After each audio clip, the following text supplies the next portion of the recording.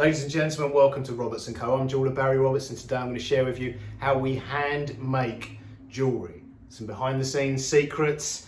Today I'm going to be making one of our most popular designs, our 1mm wide halo band ring. Today we're going to be making them in 9-carat gold, just like this one. However, we do make them in all the precious metal alloys. This is one of our most popular designs, also one of the daintiest rings we make. They have to be handmade. Now, they're popular for a number of reasons.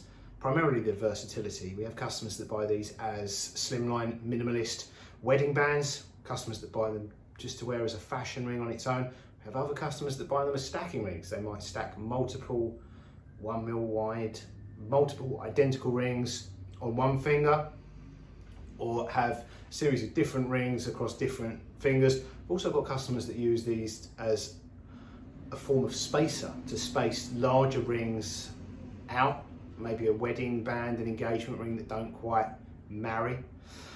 I've also got customers another thing that makes these so popular is not so much in the gold versions, but in the silver versions. Now, the slim line nature of them, the daintiness makes them a relatively delicate ring compared to a 6mm heavyweight D shape. These need to be removed if you're going to do some heavy lifting or play tennis, or if you're going to the gym and bench pressing 200 kilos, then you need to take this off, or you risk bending it out of shape. So we have customers that obviously don't wish to remove it, doing whatever it is they're doing that could potentially damage the ring, so they will buy stock. They will literally consume them. They will buy a batch of the same ring every few months. And I don't know, I'm not asking I don't know what they're doing. Whatever it is they're doing, they should be removing the ring when they do it, because they're destroying them. But they don't obviously love the design so much, they don't want to take it off doing whatever it is they're doing. Then, they're obviously not just going for lunch or drinks. They're doing something that is bending their rings and consuming them, which is, if that's what they want to do, is great for business. Who am I to stop them? So we need to get cracking. First of all, we need to, it's unfortunate they do it with the silver ones, not the gold ones. We need some customers that are consuming gold rings, not silver.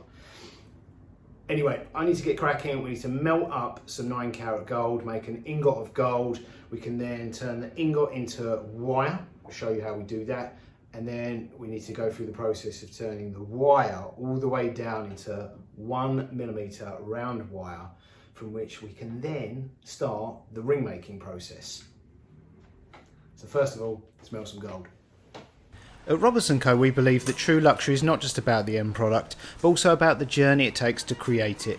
This journey begins with the very raw materials we use. We take immense pride in crafting our exquisite pieces of jewellery, and we're deeply committed to the values of sustainability, respect for human rights and environmental protection. We understand that our responsibility extends beyond our atelier and right back to the mines where our precious metals originate. We believe it's essential that the gold we use in our precious pieces is sourced ethically and responsibly. To this end, we've taken proactive steps to ensure that our gold is procured from a bullion supplier that aligns with our values and commitments.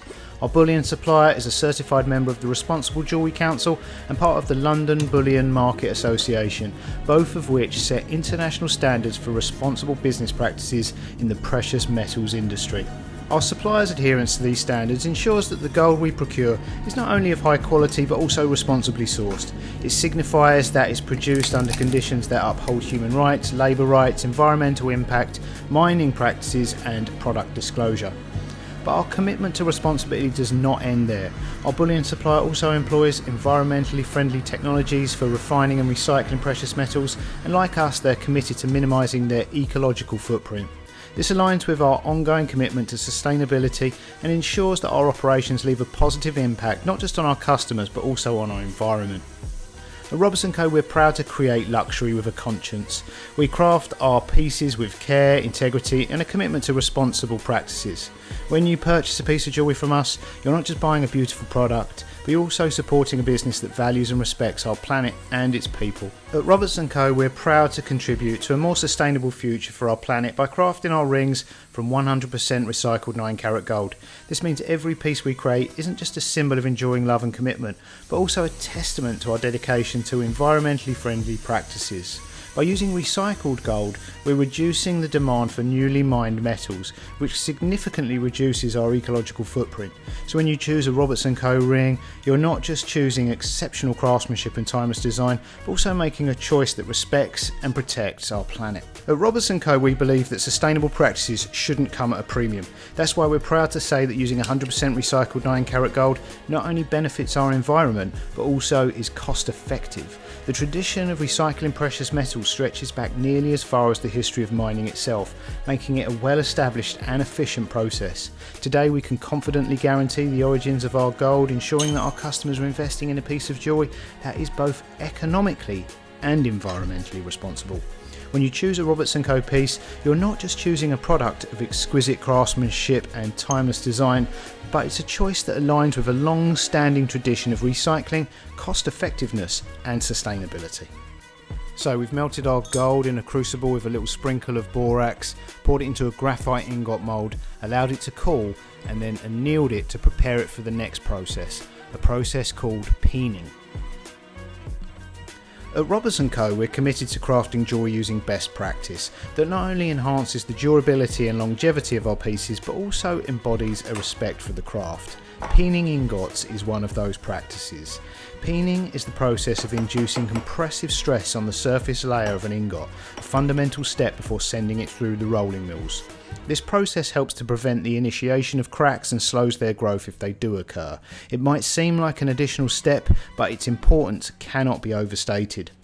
While many jewellers and even instructors, of which I've had many and they all skip this important step, may advocate for shortcuts and directly rolling the ingots without peening, I now regard this as not only a compromise in quality, but also a disservice to the craft of jewellery making. It took years of frustration dealing with cracks and porosity before figuring out this process was omitted from my education, and I was in turn missing this important step from our process. Forging and peening, though similar in action, serve different purposes. While forging reshapes the metal, peening strengthens it, preventing future problems.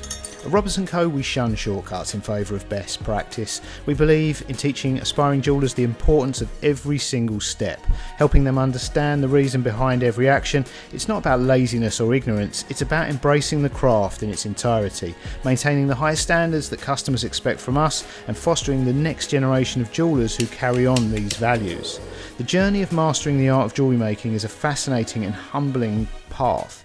At Roberts & Co we pride ourselves on the continuous learning and evolving mastery of the craft. Despite years spent honing skills, designing and crafting exquisite pieces, we are constantly reminded of the vast ocean of knowledge and techniques yet to be explored. Every piece of jewellery, every precious gemstone present a new challenge, a unique opportunity to refine our skills and expand our understanding.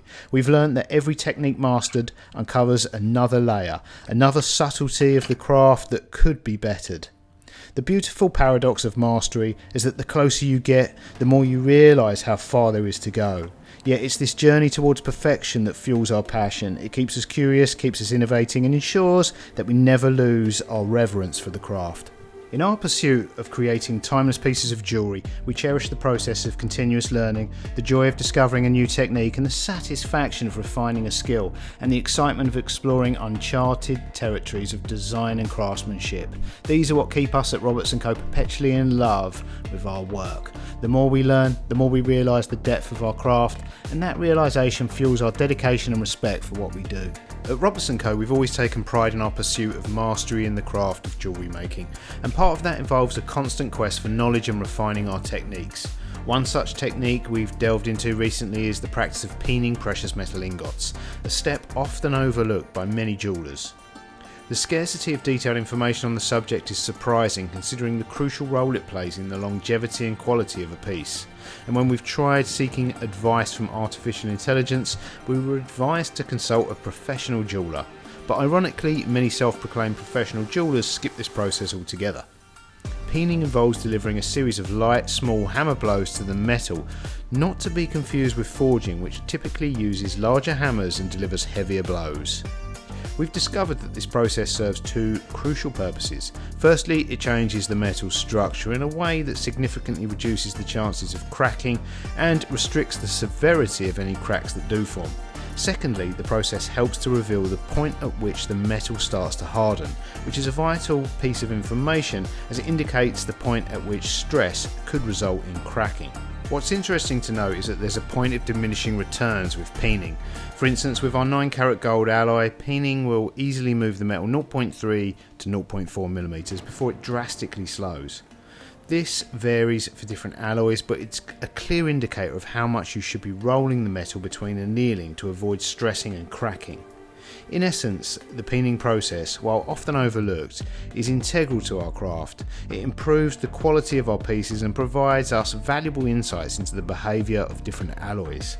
As we continue our journey of learning and mastering our craft, we remain committed to incorporating such best practices into our work, ensuring that every Roberts & Co piece is crafted to the highest standard.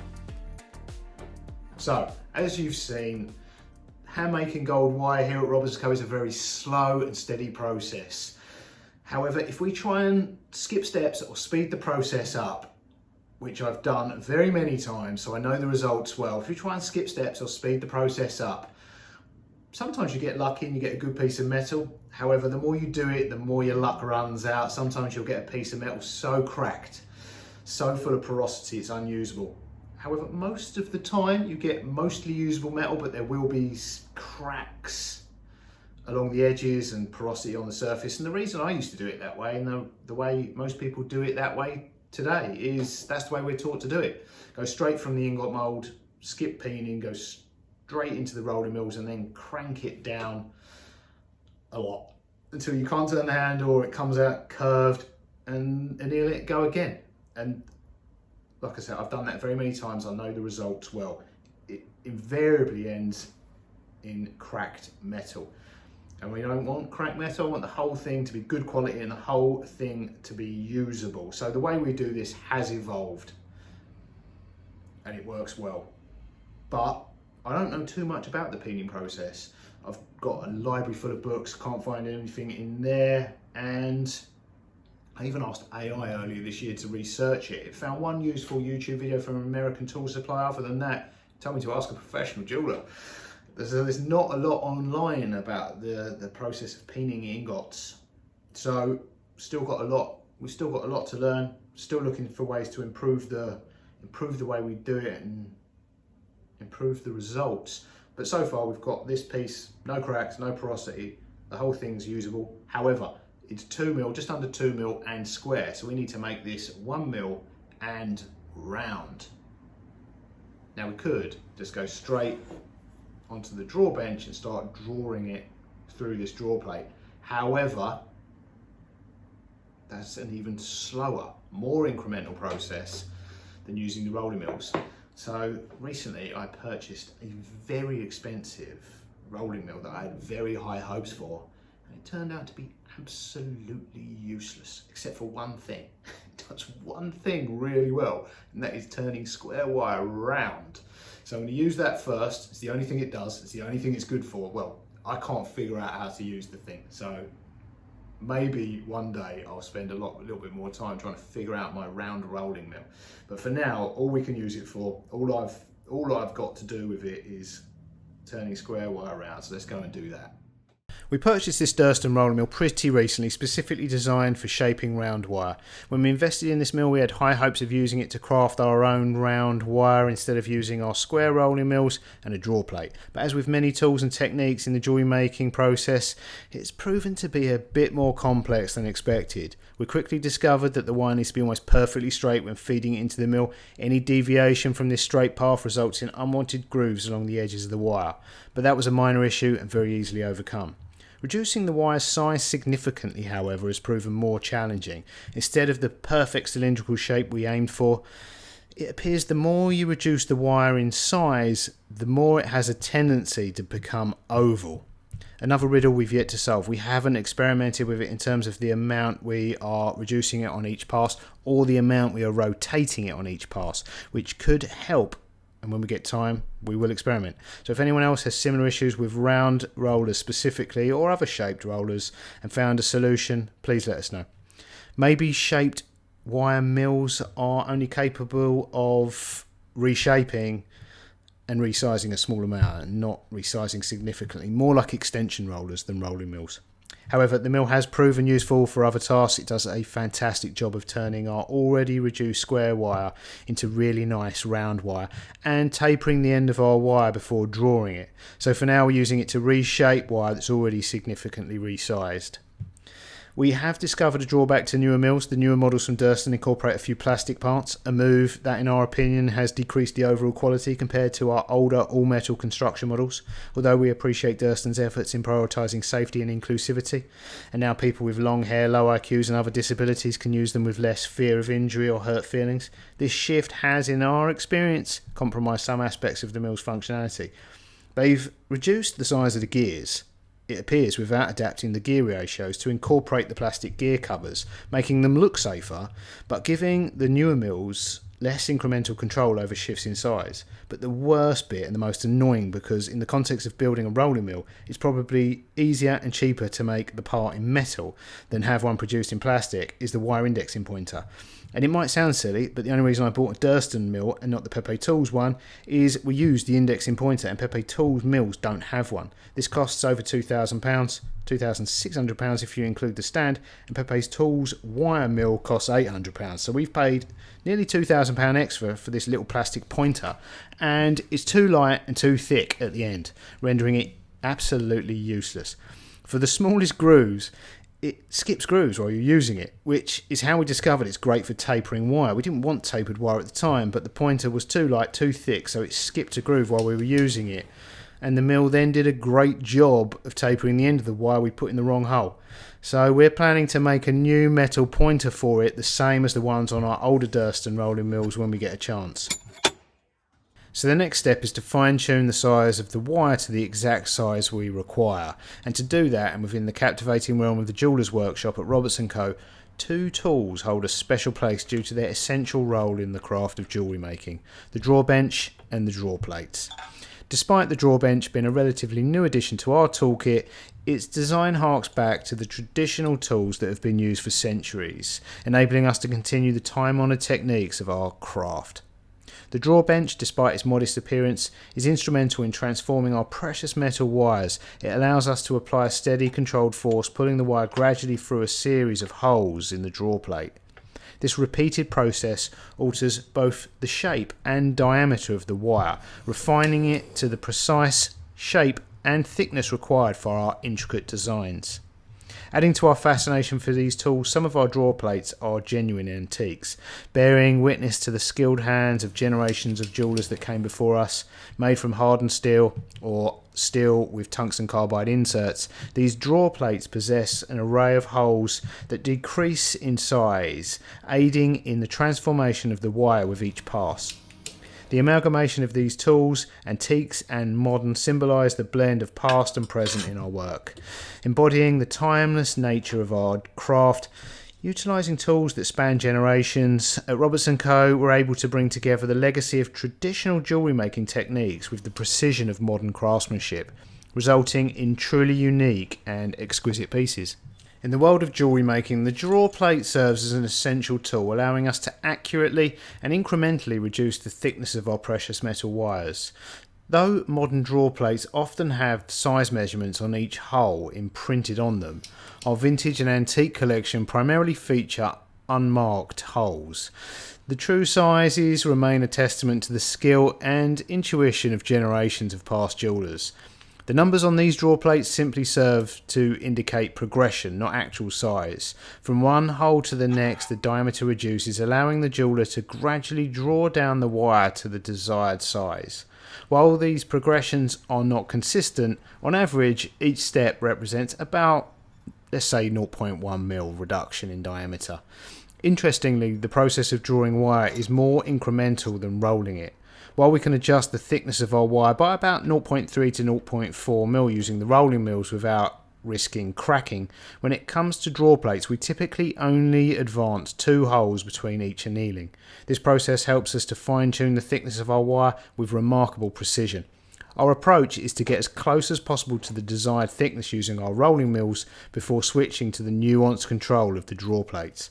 By combining these techniques, we ensure that each piece we create is crafted with the exact specifications necessary for our intricate designs. Despite the lack of marked sizes on our vintage and antique draw plates, we've made a note of them in a book, so we can use the subtle control they provide, which is indispensable in our quest for jewellery making perfection. Okay. We finally have our piece of 9 carat yellow gold, 1mm wide, round wire. We've made about 88 centimeters. Now, if you've made it this far into the video, I've been editing as I go along, so that's quite the process. Speeded it up as much as I could. In some places, it's up to 10,000%. However, that's the process. There's no making that more entertaining or jazzing it up.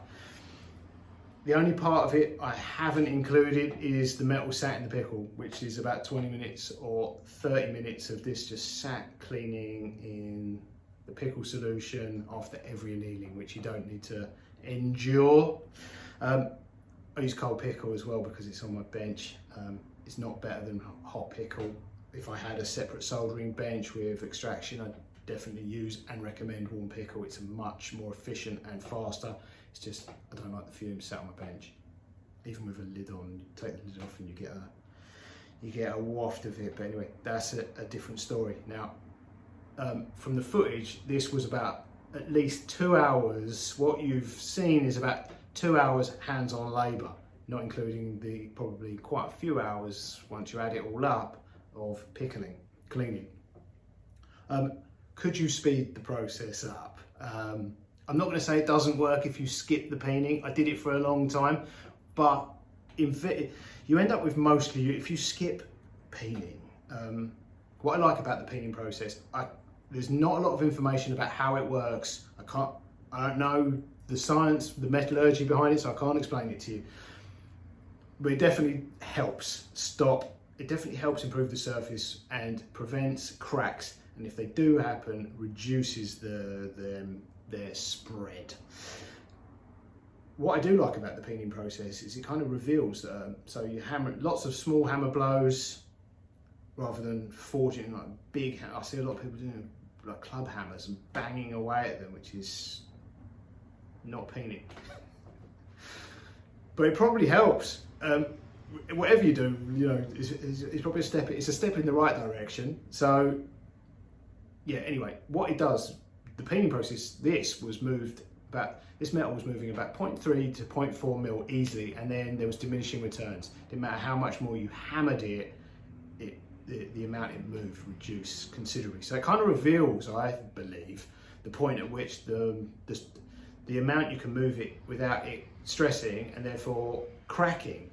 So if nothing else, it tells you that you want to think about when you're rolling it out, stopping at about that point, 0.3, 0.4 mil is where it's going to move easily, and beyond that, you risk overstressing it and forming cracks, which is what I did. So peened it, it moved about 0.3, 0.4 mil. Every time I was putting it through the mill, I was doing it a similar amount. And once you're aware of it, you kind of feel the resistance at about the same point. So yeah, I was rolling it at 0.3. Could you crank it more and do it quicker? Yeah, you can. Yeah, I have. Like, it's very easy with my rolling mills to go from half a mil, no problem, up 1 mil. You it starts getting hard to turn at about 1 mil, but you can. People do, and I have. But again, like this wire is usable in its entirety. There's no cracks or porosity along the length of it, and apart from the very ends, the tip that was tapered and has been gripped by the drawer tongs on the drawer bench, unusable, needs to be chopped off and put in the scrap pile, remelted. And the tail end, when you're going down this far, as it goes through the rolling mill, you kind of end up with a tail forming. And the further down, the more you reduce the wire, the bigger that gets, until eventually, once you're at the end of the drawer plate stage, this size, the two tails have come together and it looks like a split. It's not, it's just the metal forming. But yeah, so apart from the two tips, the whole length of it's usable, and by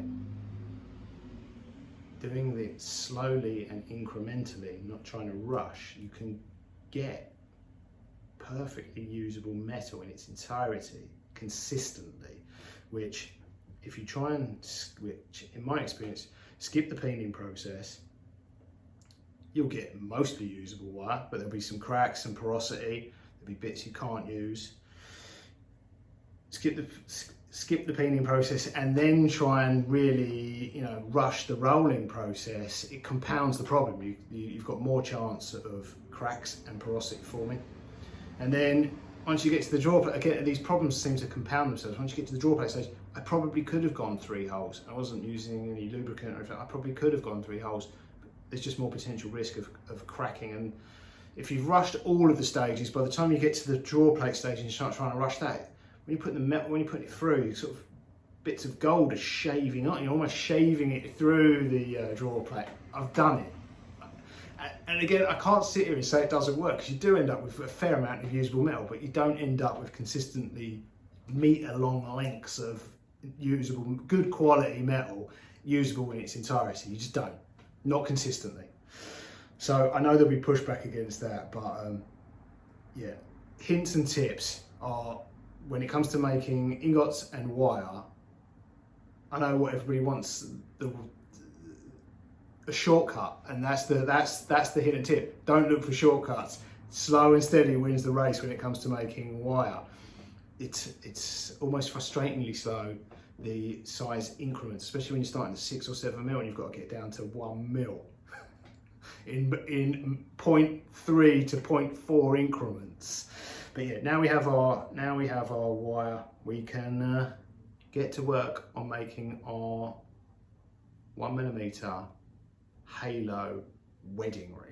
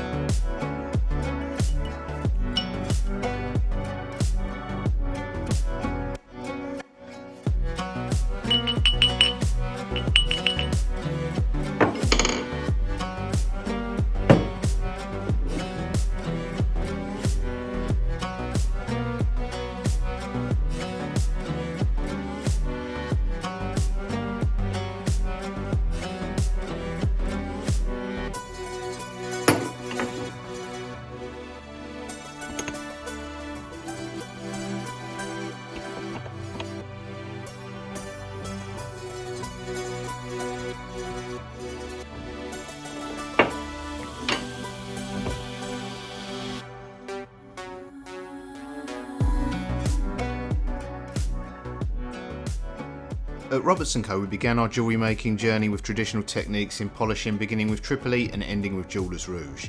This was a tried and tested method that served the industry well for centuries. Jewellery glistened appealingly in shop windows and to the unaided eye. The finish was more than satisfactory. However, as our craft entered the digital age, the stakes were raised. Microscopes used in crafting and digital cameras with 10x zoom to showcase our products online revealed imperfections that would have previously gone unnoticed. Our traditional polishing methods fell short under this new level of scrutiny. In the quest for a higher finish, we explored alternative polishes to achieve that sought after mirror sheen. And achieve it we did, to such a degree that our yellow gold pieces began to reflect so much light that their inherent warm colour was subdued. Customers began questioning whether they had been mistakenly sent white gold or silver pieces, as our yellow gold pieces lost some of their characteristic hue. This made us rethink our approach. In our pursuit of flawless polish, we had overlooked the equally significant aspect, colour. After all, each precious metal, especially gold, has its own unique hue that contributes to its allure. We recalled the teachings of our early days. Jewelle's Rouge not only polishes, but it also imparts its colour to the gold.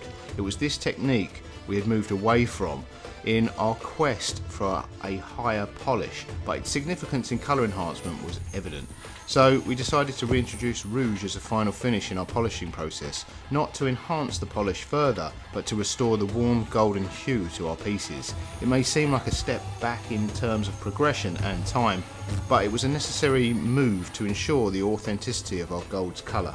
At Roberts & Co, our journey is always evolving. As we explore the frontiers of our craft, we strive to find a balance between improving techniques and maintaining a timeless appeal of our materials we use.